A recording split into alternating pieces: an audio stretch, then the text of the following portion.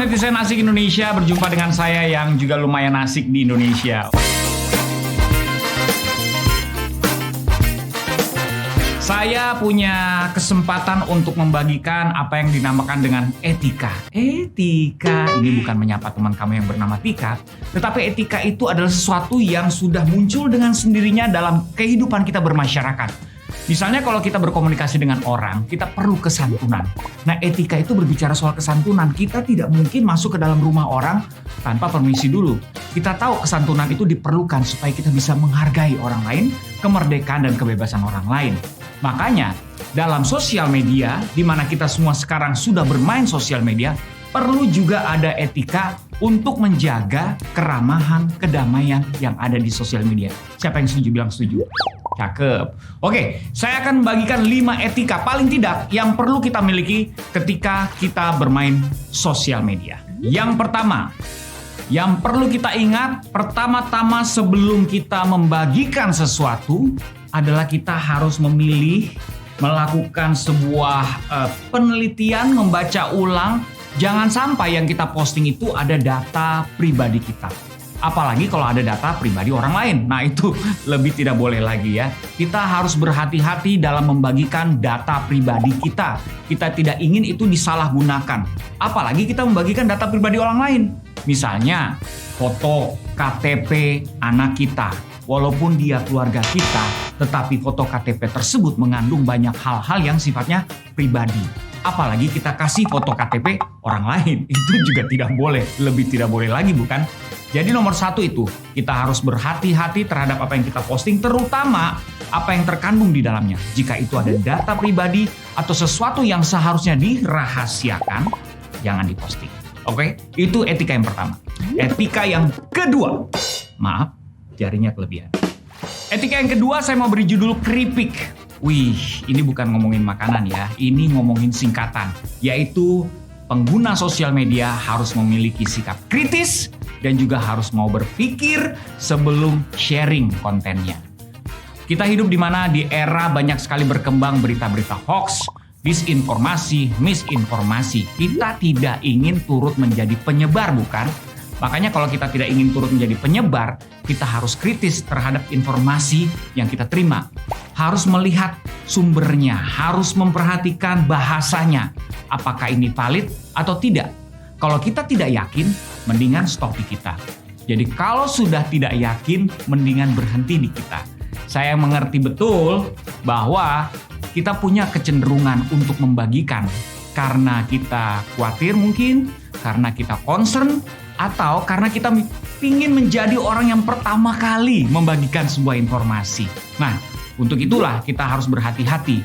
Walaupun kita memiliki landasan atau motivasi yang benar, belum tentu kalau kita tidak berhati-hati, hasilnya juga akan benar. Ingat, keripik, kritis, dan pikir dulu.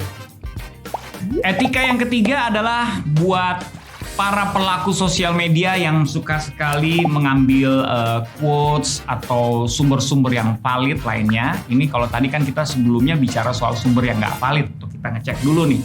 Tapi sekarang bicara tentang karya yang valid sumbernya. Misalnya musik, quotes dari orang, atau teori, atau film, atau apapun yang sudah jelas.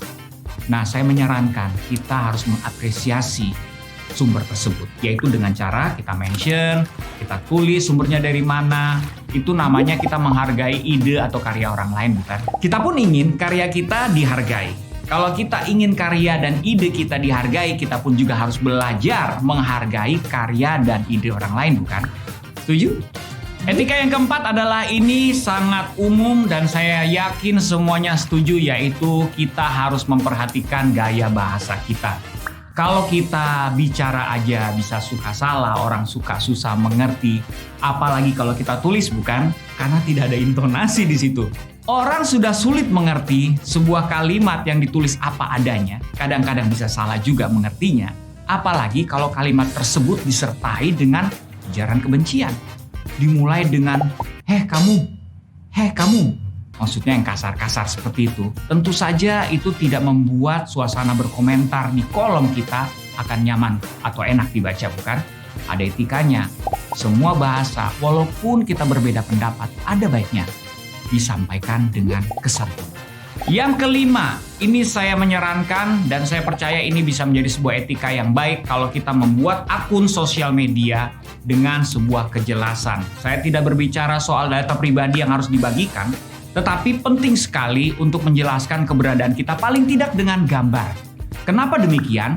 Karena sekarang banyak sekali akun-akun palsu, akun-akun anonymous. Wah, bahasanya sulit banget ya, yaitu yang tidak dikenal karena gambarnya bukan dirinya, tidak pernah posting sesuatu yang berhubungan dengan dirinya, atau bahkan tidak pernah posting sama sekali, tetapi ikut komen di mana-mana menyebarkan kebencian.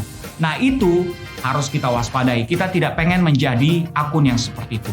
Kita jaga sama-sama etika di sosial media. Itu dia kelima tips saya untuk etika di sosial media.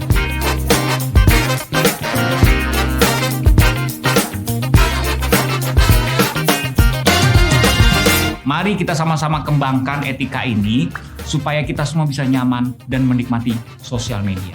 Setuju? Setuju. Itulah dia 5 etika dalam bermain sosial media. Ingat ya, karena saya percaya kalau kita sama-sama mengembangkan etika seperti ini, kesantunan seperti ini, kita justru bisa membuat suasana bermain sosial media lebih nyaman lagi, lebih asik lagi, lebih seru lagi. Iya nggak sih? Dan membersihkannya dari segala kebencian. Nah, itu yang ingin kita wujudkan di Indonesia ini. Hey, jangan lupa ikuti juga Siber Kreasi kelas lainnya. Bukan cuma ini aja, banyak kelas lain yang seru dan juga bermanfaat. Banyak sekali yang bisa kita dapatkan di sana. Oke? Jadi kita ketemu lagi di Siber Kreasi kelas berikutnya. Bye!